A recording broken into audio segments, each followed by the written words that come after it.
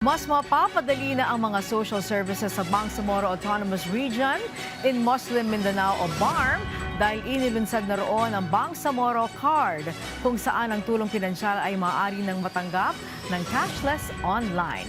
Stilian Bolongon ng PIA Soksadjen sa sentro ng balita.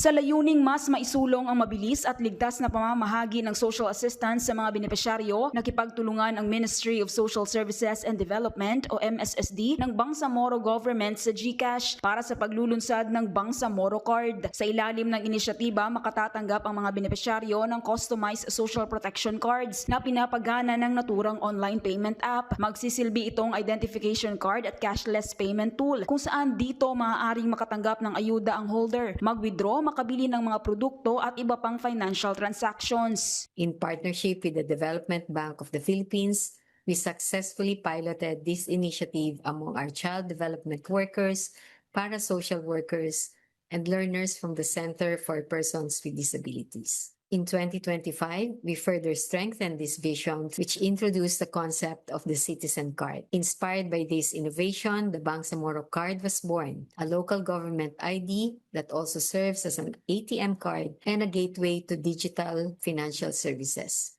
Ang Bangsamoro Card ay ipinatutupad sa ilalim ng Financial Assistance System Transformation o FAST project ng MSSD na layong gawing mas mabilis, mas malinaw at mas direkta ang pamamahagi ng social protection programs. What was once only a concept is now becoming a reality. MSSD continues to invest in digital transformation because we believe that strong systems create better services. Sa pamamagitan ng Bangsamoro Card, tiniyak din ng MSSD na ang tulong pinansyal ay may pararating ng ligtas at maayos sa mga pamilyang Bangsamoro na higit na nangangailangan.